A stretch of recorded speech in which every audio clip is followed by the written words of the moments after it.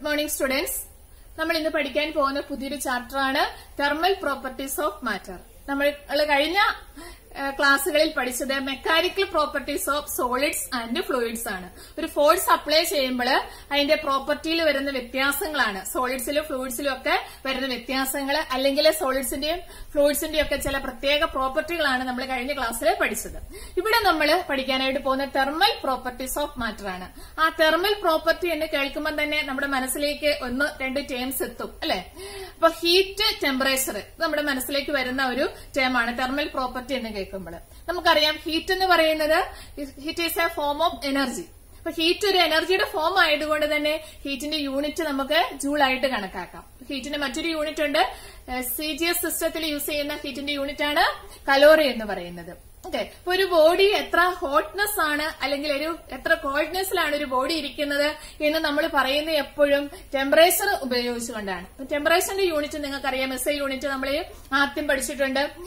ടെമ്പറേച്ചറിന്റെ SI unit ആണ് kelvin. Temperature measure ചെയ്യുന്ന instrument നമ്മൾ പറയുന്നതാണ് തെർമോമീറ്റർ. എല്ലാവരും തെർമോമീറ്റർ കണ്ടിട്ടുണ്ടാവും, അല്ലെ? ഒരു ഗ്ലാസ് ട്യൂബ്, ആ ഗ്ലാസ് ട്യൂബിൽ ഒരു ലിക്വിഡ് ഉണ്ടാവും. ചിലപ്പോൾ ഒരു ചുമന്ന ലൈൻസ് ആയിരിക്കും. നമ്മൾ ഹോട്ട് ബോഡിയിൽ വെക്കുമ്പോൾ ഒരു ചുമന്ന ലിക്വിഡ് കയറുന്ന കാണാം, അല്ലെങ്കിൽ ചിലപ്പോൾ ഒരു സിൽവർ കളറുള്ള ലിക്വിഡ് അല്ലെ മൂവ് ചെയ്യുന്ന കാണാം ടെമ്പറേച്ചർ അനുസരിച്ച്. ഓക്കെ, അപ്പൊ നമ്മൾ ഗ്ലാസ് ലിക്വിഡ് തെർമോമീറ്റർ നമ്മളൊക്കെ കണ്ടിട്ടുള്ളതാണ്. അപ്പൊ ടെമ്പറേച്ചറിനെ മെഷർ ചെയ്യുന്ന സ്കെയില് നമ്മൾ പറഞ്ഞു SI യൂണിറ്റ് ടെമ്പറേച്ചറിന്റെ കെൽവിനാണ്. അതല്ലാത്ത രണ്ട് യൂണിറ്റും കൂടിയുണ്ട്, രണ്ട് സ്കെയിലും കൂടിയുണ്ട്. നമുക്ക് പരിചിതമായിട്ടുള്ള രണ്ട് സ്കെയിലുകളാണ്, ഒന്ന് സെൽഷ്യസ് സ്കെയില്, ഒന്ന് ഫാരൻഹീറ്റ് സ്കെയില്.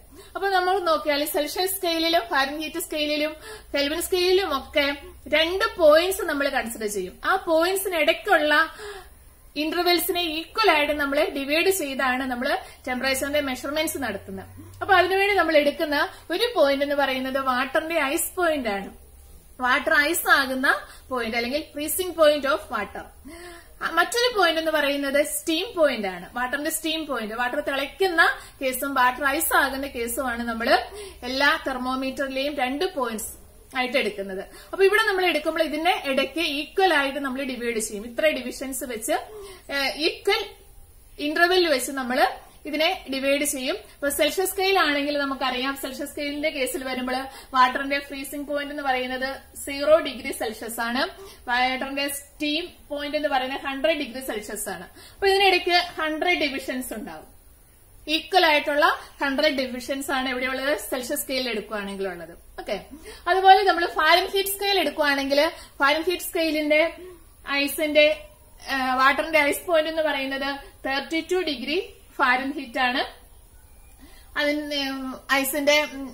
വാട്ടറിന്റെ സ്റ്റീം പോയിന്റ് എന്ന് പറയുന്നത് 212 ഡിഗ്രി ഫാരൻഹീറ്റ് ആണ്. ഇത് തമ്മിലുള്ള ഡിഫറൻസ് എന്ന് പറയുന്നത് 180 ആണ്. ഈ കേസിൽ ഇവിടെ 180 ഡിവിഷൻസ് ഉണ്ടാവും, 180 ഡിവിഷൻസ്. അപ്പൊ ഓർക്കുക, ഫാരൻഹീറ്റ് സ്കെയിലിലെ ഐസിന്റെ വാട്ടറിന്റെ ഐസ് പോയിന്റ് എന്ന് പറയുന്നത് 32 ഡിഗ്രി ഫാരൻഹീറ്റ് ആണ്. അതുപോലെ അതിന്റെ സ്റ്റീം പോയിന്റ് 212 ഡിഗ്രി ഫാരൻഹീറ്റ് ആണ്. ഇത്ര ഡിവിഷൻസ് ഉണ്ട്, ഈക്വൽ ആയിട്ടുള്ള 180 ഡിവിഷൻസ് ഉണ്ട്. അതേസമയം സെൽഷ്യസ് സ്കെയിലിലെ വാട്ടറിന്റെ ഐസ് പോയിന്റ് എന്ന് പറയുന്നത് 0 ഡിഗ്രി സെൽഷ്യസ് ആണ്. സ്റ്റീം പോയിന്റ് എന്ന് പറയുന്നത് 100 ഡിഗ്രി സെൽഷ്യസ് ആണ്. ഓക്കെ, അപ്പൊ നമുക്ക് സെൽഷ്യസ് സ്കെയിലിൽ തരുവാണെങ്കിൽ അതിനെ നമുക്ക് ഫാരൻഹീറ്റ് സ്കെയിലിലോട്ട് ടെമ്പറേച്ചറിനെ കൺവേർട്ട് ചെയ്യാൻ പറ്റും. അപ്പൊ അത് തമ്മിലുള്ള റിലേഷൻ ഉണ്ട്.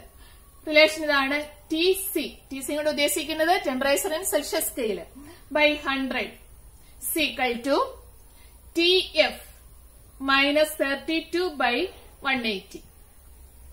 അതായത് സെൽഷ്യസ് സ്കെയിലിലെ ടെമ്പറേച്ചർ ബൈ 100 = ഫാരൻഹീറ്റിലെ ടെമ്പറേച്ചർ -32 / 180. അപ്പൊ ഇതിൽ ഒരെണ്ണം അറിയാമെങ്കിൽ നമുക്ക് മറ്റൊരിലോട്ട് കൺവേർട്ട് ചെയ്യാനായിട്ട് സാധിക്കും.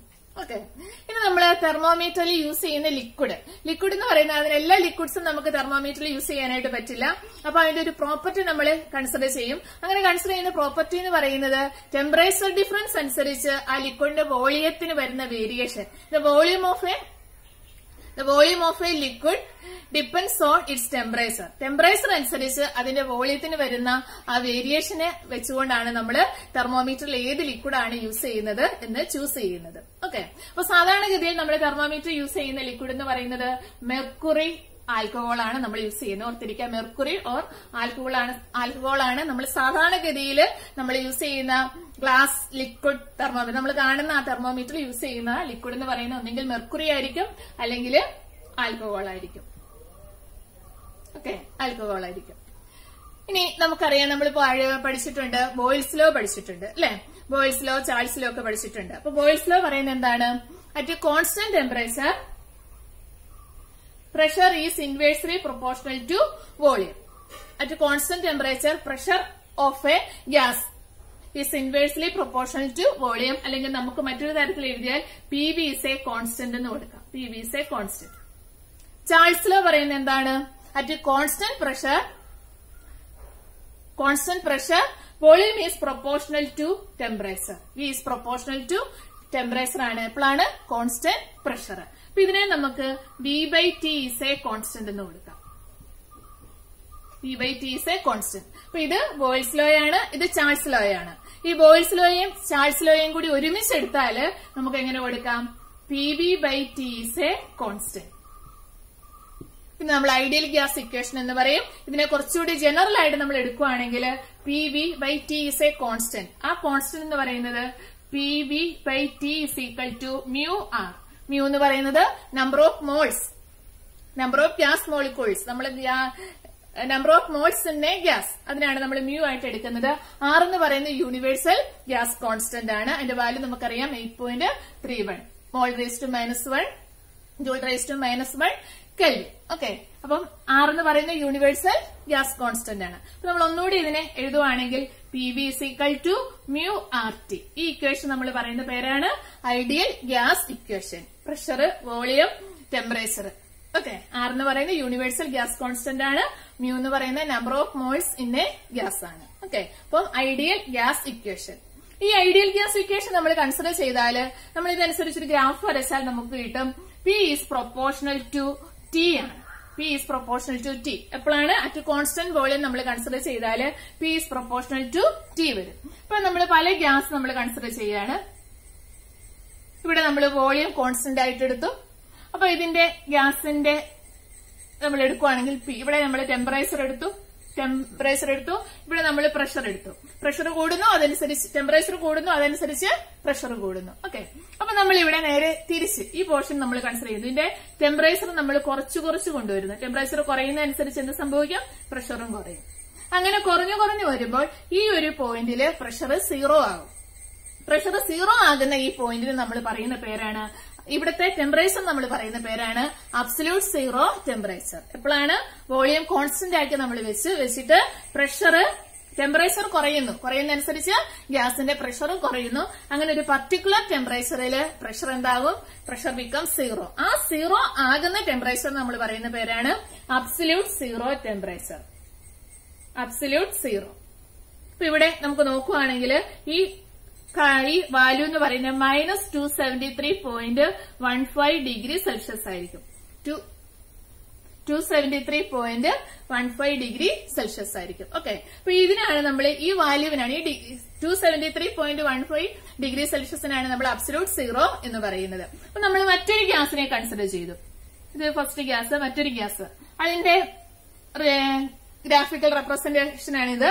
അതിന്റെ ആ കേസ് നമ്മൾ കൺസിഡർ ചെയ്തു. ടെമ്പറേച്ചർ കുറച്ച് കൊണ്ടുവന്നു, അതനുസരിച്ച് അതിന്റെ പ്രഷർ കുറഞ്ഞു വന്നു. അതിന്റെയും പ്രഷർ 0 ആകുന്നത് ഈ ടെമ്പറേച്ചറിലാണ്. അപ്പൊ ഏത് ഐഡിയൽ ഗ്യാസ് നമ്മൾ കൺസിഡർ ചെയ്താലും അതിന്റെ പ്രഷർ 0 ആകുന്ന ആ ടെമ്പറേച്ചർ എന്ന് പറയുന്നത് എപ്പോഴും എത്രയായിരിക്കും? -273.15 ഡിഗ്രി സെൽഷ്യസ്. ഓക്കെ, ഈ ടെമ്പറേച്ചറിനെ നമ്മൾ പറയുന്ന പേരാണ് അബ്സല്യൂട്ട് സീറോ. ഓർത്തിരിക്കണം, അബ്സല്യൂട്ട് സീറോ ടെമ്പറേച്ചർ എന്ന് പറഞ്ഞാൽ എത്രയാണ്?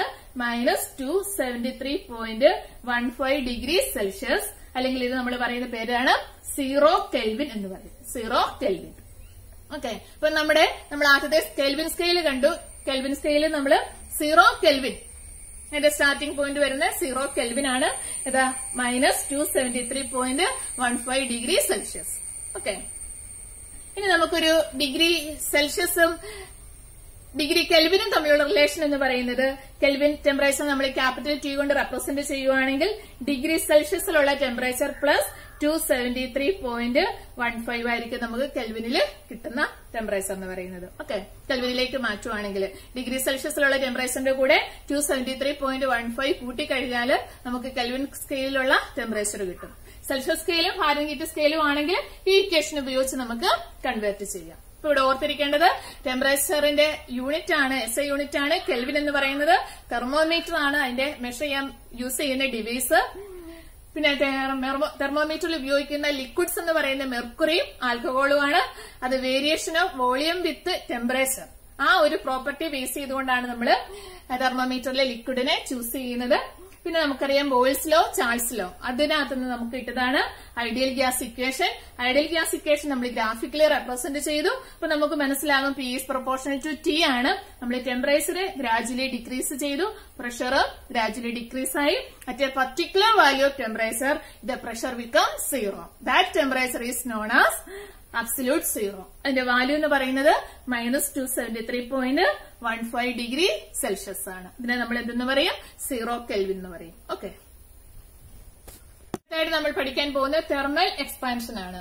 തെർമൽ എക്സ്പാൻഷൻ എന്ന് പറയുന്നത് the increase in the dimensions of a body due to the increase in temperature is known as thermal expansion.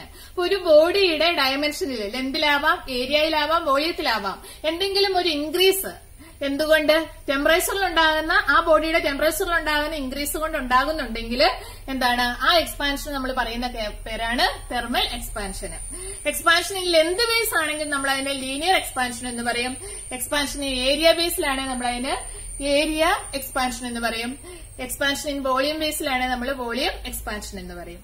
Okay, അപ്പൊ ലെന്ത് ബേസിലുള്ളതിനെ നമ്മൾ ലീനിയർ എക്സ്പാൻഷൻ എന്ന് പറയും. അപ്പൊ നമ്മളൊരു ബോഡിയെ കൺസിഡർ ചെയ്യുകയാണ്, അതിന്റെ ലെന്ത് എന്ന് പറയുന്ന L ആണ്. അതിനകത്ത് നമ്മളൊരു ΔT ടെമ്പറേച്ചർ ആ ബോഡിക്ക് കിട്ടി. അപ്പൊ അതിനുണ്ടാകുന്ന ലെന്തിൽ ഒരു ΔL ഇൻക്രീസ് ഉണ്ടായി. ഓക്കെ, ഈ ΔL ഇൻക്രീസ് എന്ന് പറയുന്നത് എപ്പോഴും Lന് പ്രൊപ്പോർഷണൽ ആയിരിക്കും. ΔL is proportional to length and ΔL is also proportional to ΔT. Temperature ഡിഫറൻസിനും ആ ബോഡിയുടെ ഒറിജിനൽ ലെന്തിനും പ്രൊപ്പോർഷണൽ ആയിരിക്കും. അപ്പൊ നമുക്ക് എഴുതുവാണെങ്കിൽ ഇങ്ങനെ എഴുതാം, ΔL is proportional to L into ΔT എന്ന് എഴുതാം. പ്രൊപ്പോർഷണാലിറ്റി മാറ്റാൻ വേണ്ടി നമ്മളൊരു കോൺസ്റ്റന്റിനെ കൊടുത്തു. ΔL is equal to α/L ΔT എന്ന് കൊടുത്തു. α/L. ഈ α/L നമ്മൾ പറയുന്ന പേരാണ് coefficient of linear expansion. α/L is called coefficient of linear expansion.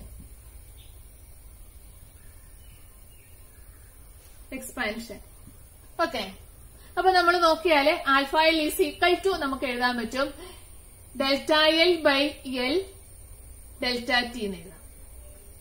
α/L is equal to ΔL/L ΔT, coefficient of linear expansion. Okay, ഇനി അതുപോലെ തന്നെ നമ്മളൊരു ബോഡിയില് ഏരിയ ഉള്ള ബോഡിയാണ്. അതില് ΔT ടെമ്പറേച്ചർ കൊടുത്തപ്പോൾ അതിന്റെ ഏരിയ ΔA ചേഞ്ച് ഉണ്ടായി. ഇവിടെ ഉണ്ടാകുന്ന ΔA എന്ന് പറയുന്നത് ΔA ഈസ് പ്രൊപ്പോർഷണൽ ടു നമുക്ക് A ആൻഡ് ΔT എന്ന് എഴുതാം. ഇതിൽ നിന്ന് നമുക്ക് ΔA ഈസ് ഈക്വൽ ടു ഈ കേസിലുണ്ടാകുന്ന പ്രൊപ്പോർഷണാലിറ്റി മാറ്റാൻ വേണ്ടി നമ്മളൊരു കോൺസ്റ്റന്റ് കൊടുത്തു. അതിനെ നമുക്ക് α/A കൊടുക്കാം. α/A coefficient of area expansion. α/A into A ΔT അല്ലെങ്കിൽ α/A is equal to ΔA/A ΔT. α/Aക്ക് പറയുന്ന പേരാണ് area, coefficient of area expansion. Coefficient of area expansion. Okay, ഇനി വോളിയത്തിലാണ് ചേഞ്ച് ഉണ്ടാകുന്നത്. ആദ്യം ഉണ്ടായിരുന്ന വോളിയം V ആണ്. ΔT ടെമ്പറേച്ചർ കൊണ്ട് അതിന്റെ വോളിയത്തിൽ ΔB ചേഞ്ച് വന്നു. ഈ കേസിൽ നമുക്കുണ്ടാകുന്ന volume expansion, coefficient of volume എക്സ്പാൻഷനെ നമുക്ക് α/V കൊണ്ട് റെപ്രസെന്റ് ചെയ്യാം. α/V ഈസ് ഈക്വൽ ടു ഇതുപോലെ നമുക്ക് എഴുതുവാണെങ്കിൽ നമുക്ക് കിട്ടും ΔV/V ഇൻറ്റു ΔT എന്ന് കിട്ടും. Coefficient of volume expansion. ഇപ്പൊ എന്താണ്, ഒരു ബോഡിയുടെ ഡയമെൻഷനില് ടെമ്പറേച്ചറിന്റെ ഇൻക്രീസ് കൊണ്ട് ചേഞ്ച് ഉണ്ടാകുവാണെങ്കിൽ ആ ഫിനോമിന നമ്മൾ പറയുന്ന പേരാണ് thermal expansion. Increase in dimensions of a body due to the increase in temperature is known as thermal expansion. അപ്പൊ ഇൻക്രീസ് ഇൻ ലെന്ത് ആണെങ്കിൽ നമ്മൾ അതിനെ ലീനിയർ എക്സ്പാൻഷൻ എന്ന് പറയും.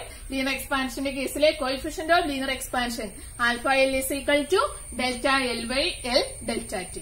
ഏരിയ ബേസിലാണ് ഉണ്ടാകുന്നതെങ്കിൽ എക്സ്പാൻഷൻ ഉണ്ടാകുന്നെങ്കിൽ നമ്മൾ അതിന് ഏരിയ എക്സ്പാൻഷൻ എന്ന് പറയും. Coefficient of area expansion is equal to നമുക്ക് കിട്ടും α/A is equal to ΔA/A ΔT. അതുപോലെ വോളിയം എക്സ്പാൻഷൻ. കോയിഫിഷ്യന്റ് ഓഫ് വോളിയത്തിലാണ് ചേഞ്ച് ഉണ്ടാകുന്നതെങ്കിൽ, ഇൻക്രീസ് ഉണ്ടാകുന്നെങ്കിൽ നമ്മൾ അതിനെ വോളിയം എക്സ്പാൻഷൻ എന്ന് പറയും. Coefficient of volume expansion alpha B is equal to delta V by V delta T. Okay, എപ്പോഴും ഈ ആൽഫ ബി എന്ന് പറയുന്നത് ഒരു കോൺസ്റ്റന്റ് ആയിരിക്കില്ല. ഒരു മെറ്റീരിയലിന്റെ ഒരു ക്യാരക്ടറിസ്റ്റിക്സ് ആണ് ആൽഫ ബി പറയുന്നത്. എങ്കിൽ പോലും ഒരു മെറ്റീരിയലിന് അത് എപ്പോഴും കോൺസ്റ്റന്റ് ആയിരിക്കില്ല. ടെമ്പറേച്ചർ മാറുന്നതനുസരിച്ച് അതിന്റെ ആൽഫ ബിന്റെ വാല്യൂവില് ചേഞ്ച് വരും. അപ്പൊ അതെങ്ങനെയാണെന്ന് നമുക്ക് നോക്കാം. Relation between alpha V, coefficient of volume expansion and temperature. നമുക്കറിയാം P V is equal to mu R T ആണെന്ന് നമ്മൾ പഠിച്ചു. ഇതാണ് നമ്മുടെ ഐഡിയൽ ഗ്യാസ് ഇക്വേഷൻ അല്ലെ. P V is equal to mu R T ആണ്. That is mu is equal to 1 ആണെങ്കിൽ P V is equal to നമുക്ക് എന്ത് എഴുതാം, ആർ ടി എന്ന് എഴുതാം. ഇക്വേഷൻ 1 എന്ന് കൊടുത്തു. P V is equal to R T എന്ന് എഴുതാം. ഇനി അറ്റ് കോൺസ്റ്റന്റ് പ്രഷർ കോൺസ്റ്റന്റ് ആണ്, ബാക്കി എല്ലാത്തിനും ചേഞ്ച് വരും. അറ്റ് കോൺസ്റ്റന്റ് പ്രഷർ ആണെങ്കിൽ പി ഇൻറ്റു വോളിയത്തിന് ചേഞ്ച് വരും. അതുകൊണ്ട് പി ഇൻറ്റു ഡെൽറ്റ ബി എന്ന് കൊടുക്കാം. സീക്വൽ ടു ആർ എന്ന് പറയുന്ന യൂണിവേഴ്സൽ ഗ്യാസ് കോൺസ്റ്റന്റ്, അതിന് ചേഞ്ച് ഒന്നും വരില്ല. ഡെൽറ്റ ടി എന്ന് എഴുതാം. ഇക്വേഷൻ 2. അടുത്ത സ്റ്റെപ്പില് equation 2 by equation 1. Equation 2 by equation 1 P delta V by P V വരും അല്ലെ. അപ്പൊ ഇവിടെ നമുക്ക് കിട്ടും ഡെൽറ്റ ബി ബൈ വി കിട്ടും. സീക്വൽ ടു ഇവിടെ R delta T by T കിട്ടും. അപ്പൊ നമുക്ക് ഇവിടെ എന്ത് കിട്ടും, ഡെൽറ്റ ടി ബൈ ടി കിട്ടും. ഓക്കെ, അടുത്തൊരു സ്റ്റെപ്പില് നമ്മളൊന്ന് അറേഞ്ച് ചെയ്ത് എഴുതിയാല് delta V by V, delta ടീനെ ഇങ്ങോട്ട് കൊണ്ടുവന്നു. Delta T is equal to 1 by T എന്ന് കിട്ടും. പിന്നെ ഒന്ന് അറേഞ്ച് ചെയ്ത് എഴുതുക. നമ്മൾ നേരത്തെ കണ്ടുവച്ചിട്ടുണ്ട് എന്താണ് delta V by V into delta T എന്ന് പറയുന്നത് എന്താണ്, coefficient of volume expansion. That is alpha B is equal to, ഇതിന് പകരം നമുക്ക് എന്ത് കൊടുക്കാം, ആൽഫ ബി എന്ന് കൊടുക്കാം. കോയിഫിഷ്യന്റ് ഓഫ് വോളിയം എക്സ്പാൻഷൻ കൊടുക്കാം is equal to 1 by T എന്ന് പറഞ്ഞാൽ എന്താണ്, കോയിഫിഷ്യന്റ് ഓഫ് വോളിയം എക്സ്പാൻഷൻ തമ്മിൽ ടെമ്പറേച്ചറുമായിട്ടൊരു റിലേഷൻഷിപ്പ് ഉണ്ട്. എന്താണ്, ഇൻവേഴ്സ്ലി പ്രൊപ്പോർഷണൽ ടു ടെമ്പറേച്ചർ ആണ് അല്ലെ. ആൽഫ ബി കൂടുന്നതനുസരിച്ച് ടെമ്പറേച്ചർ കുറയും അല്ലെ, ടെമ്പറേച്ചർ കുറയുന്നതനുസരിച്ച് ആൽഫ ബി കൂടും. Okay, alpha B is equal to 1 by T. അടുത്തായിട്ട് നമ്മൾ കണ്ടുപിടിക്കാൻ പോകുന്ന relation between alpha L and alpha B. Relation between coefficient of linear expansion and coefficient of volume expansion. അതിനുവേണ്ടി നമ്മൾ ഒരു ക്യൂബിനെ കൺസിഡർ ചെയ്യുന്നു. ഒരു ക്യൂബിന്റെ സൈഡ് ലെന്ത് എന്ന് പറയുന്നത് എൽ ആണ്. അതിന് ആ ക്യൂബിന് നമ്മളൊരു ഡെൽറ്റ ടി ടെമ്പറേച്ചർ കൊടുക്കുന്നു. ഡെൽറ്റ ടി ടെമ്പറേച്ചർ കൊടുക്കുമ്പോൾ അതിന്റെ സൈഡ് ലെന്ത് എൽ എന്നുള്ളത് എൽ പ്ലസ് ഡെൽറ്റ എൽ ആയിട്ട് മാറുന്നു. ഓക്കെ, അപ്പൊ നമുക്കറിയാം ഇതിന്റെ ക്യൂബിന്റെ ആദ്യത്തെ വോളിയം, ടെമ്പറേച്ചർ ഒന്നും ഇല്ലാത്ത സമയത്തെ വോളിയം എന്ന് പറയുന്നത്, ഇനിഷ്യൽ വോളിയം എന്ന് പറയുന്നത് വി ഈസ് ഈക്വൽ ടു നമുക്കറിയാം ക്യൂബ് ആയതുകൊണ്ട് എൽ ക്യൂബ് വരും. ഓക്കെ, ഇതിന്റെ final volume is equal to എന്ത് വരും, എല്ലിന് പകരം എൽ ക്യൂബിന് പകരം ഇവിടെ L plus delta L whole cube വരും. Equal to A plus B whole cube വെച്ച് നമുക്കിനെ എക്സ്പാൻഡ് ചെയ്യാം. ഇത് വരും L cube plus 3 L square delta L plus 3 L delta L square plus delta L cube. ഈ ഡെൽറ്റ എല്ലിന്റെ value എന്ന് പറയുന്നത് വെരി വെരി സ്മോൾ ആണ്. അപ്പം തന്നെ ഡെൽറ്റ എല്ലിന്റെ സ്ക്വയർ എന്ന് പറയുന്ന ടേം അതിലും ചെറുതാണ്. ഡെൽറ്റ എല്ലിന്റെ ക്യൂബ് എന്ന് പറയുന്ന ടേം എന്താണ്, വളരെ സ്മോൾ ആണ് ഇതിനോട് കമ്പയർ ചെയ്യുമ്പോൾ. അപ്പൊ നമുക്ക് ഈ രണ്ട് ടേമിനെ എന്ത് ചെയ്യാം, നെഗ്ലക്ട് ചെയ്ത് കളയാം. അപ്പൊ നമുക്ക് ഇവിടെ കിട്ടും എന്ത് കിട്ടും, L cube plus 3 L square delta L എന്ന് കിട്ടും. Final volume is equal to, നമുക്ക് ചേഞ്ച് ഇൻ വോളിയം കണ്ടുപിടിക്കാം. Change in volume delta V is equal to എന്താണ്, final volume minus initial volume. That is L cube plus 3 L square delta L minus L cube. L cube cancel ആയി പോയി 3 L square delta L എന്ന് കിട്ടും. 3 L square delta L. Okay, നമുക്കറിയാം alpha B is equal to എന്ത് വരും, delta V by V delta T ആണ് എന്റെ equation. ഇവിടെ നമുക്ക് ഡെൽറ്റ വി ഒക്കെ നമ്മൾ കണ്ടുപിടിച്ച് വെച്ചിട്ടുണ്ട്. നോക്കാം, ഡെൽറ്റ വിക്ക് പകരം നമുക്ക് ഇത് കൊടുക്കാം. 3 എൽ സ്ക്വയർ ഡെൽറ്റ എൽ എന്ന് കൊടുത്തു. വിക്ക് പകരം എൽ ക്യൂബ് കൊടുത്തു. ഡെൽറ്റ ടി അതുപോലെ നമ്മൾ എടുത്തു. ഓക്കെ, ഇവിടെ ഇപ്പം ക്യാൻസൽ ആകുമ്പോൾ നമുക്ക് 3 into delta L by L delta T എന്ന് കിട്ടും. Delta L by L delta T എന്ന് പറയുന്നത് എന്താണ്, ആൽഫ എൽ ആണ്. അപ്പൊ നമുക്ക് കിട്ടി ഈക്വൽ ടു 3 ആൽഫ എൽ. ഇതിന് നമുക്ക് എന്ത് പറയാം, alpha B is equal to 3 alpha L. അപ്പൊ ഇത് നമ്മൾ വോളിയത്തിന്റെ കേസ് കൺസിഡർ ചെയ്തു. ഇനി നമ്മൾ ഏരിയയുടെ കേസാണ് കൺസിഡർ ചെയ്യുന്നതെങ്കിൽ നമുക്ക് എന്ത് കിട്ടും, ഏരിയ എക്സ്പാൻഷന്റെ case, coefficient of area expansion എന്ന് പറയുന്നത് 2 times the coefficient of linear expansion. Okay, അപ്പം കോയിഫിഷ്യന്റ് ഓഫ് വോളിയം എക്സ്പാൻഷൻ എന്ന് പറയുന്നത് 3 times coefficient of linear expansion. ഇവിടെ നമ്മൾ ഏരിയ കൺസിഡർ ചെയ്യുകയാണ്. ഇനിഷ്യൽ ഏരിയ എന്ന് പറയുന്നത് L സ്ക്വയർ വരും. ഫൈനൽ ഏരിയ എന്ന് പറയുന്നത് L plus delta L whole square വരും. ചേഞ്ച് ഇൻ ഏരിയ എന്ന് പറയുന്നത് delta A is equal to നമുക്ക് എന്ത് കിട്ടും? L square plus 2 L delta L plus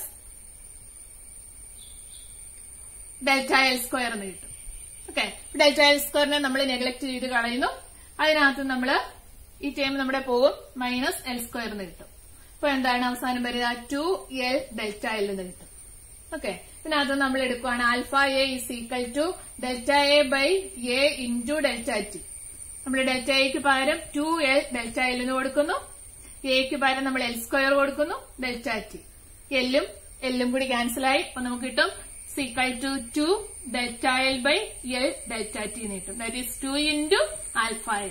എന്താണ്? Alpha A is equal to 2 into alpha L എന്ന് കിട്ടും. ഓക്കെ, അപ്പൊ എന്താണ്? കോയിഫിഷ്യന്റ് ഓഫ് ലീനിയർ എക്സ്പാൻഷന്റെ 2 times, അത് 2 times എടുക്കുന്നതാണ് കോയിഫിഷ്യന്റ് ഓഫ് ഏരിയ എക്സ്പാൻഷൻ. അതുപോലെ coefficient of linear expansion 3 times എടുക്കുന്നതാണ് coefficient of volume expansion.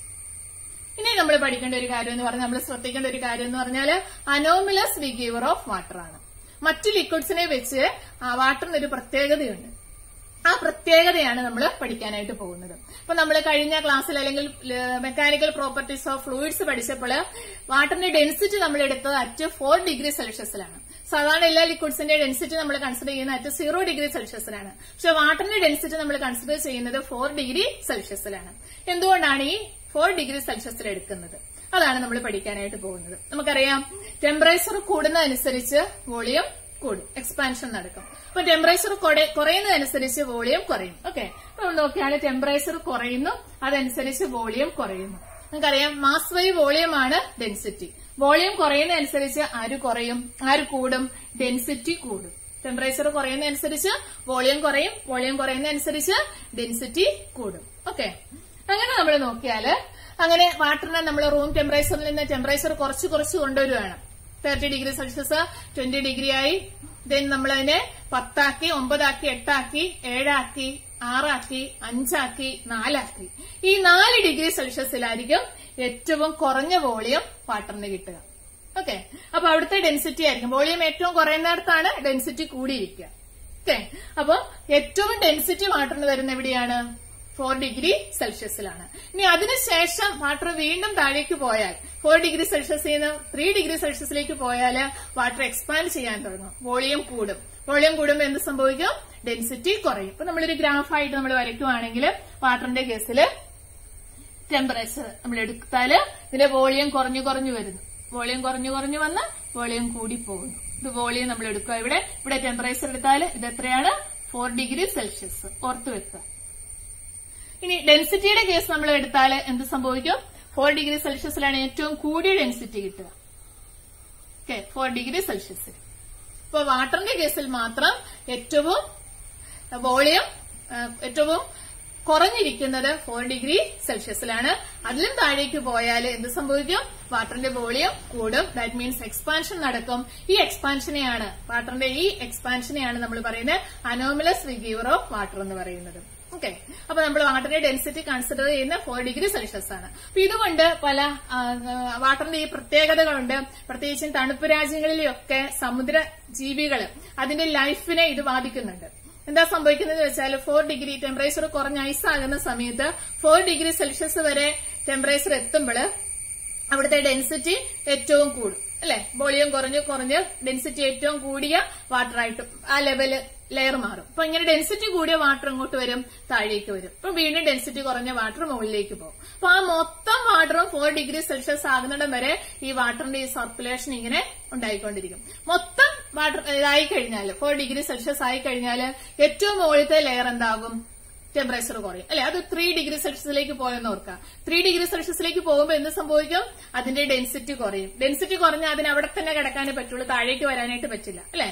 4 degree സെൽഷ്യസിലുള്ള വാട്ടറിനേക്കാളും 3 degree സെൽഷ്യസിലുള്ള വാട്ടറിന് അല്ലെങ്കിൽ 0 ഡിഗ്രി സെൽഷ്യസിലുള്ള ഐസിന് എന്താണ് ഡെൻസിറ്റി കുറവാണ്. അപ്പൊ ഐസ് എന്ത് ചെയ്യും? മുകളിൽ ഇങ്ങനെ ലെയർ പോലെ കിടക്കും. അപ്പൊ താഴെ എന്തായിരിക്കും? വാട്ടർ ആയിരിക്കും. അപ്പൊ ആ താഴെയുള്ള വാട്ടറില് ഈ സമുദ്ര ജീവികൾക്ക് അല്ലെങ്കിൽ ജലജീവികൾക്ക് ജീവിക്കാനായിട്ട് പറ്റും. ഈ പ്രോപ്പർട്ടി ഇല്ലായിരുന്നെങ്കിൽ എന്താവും? ഇത് മൊത്തം മഞ്ഞായിട്ട് മാറി, ഐസായിട്ട് മാറി ജീവജാലങ്ങളൊക്കെ മരിച്ചു പോകാനായിട്ട് ഇടയുണ്ടായിരുന്നു. ഓക്കെ, അപ്പൊ ഈ അനോമലസ് ബിഹേവിയർ കൊണ്ടുള്ള ഒരു നേട്ടമാണിത്. അക്വാട്ടിക് റീജിയണിലെ ആനിമൽസിന്റെ ലൈഫിനെ എന്ത് ചെയ്യുന്നു? സപ്പോർട്ട് ചെയ്യുന്നു. ഓക്കെ.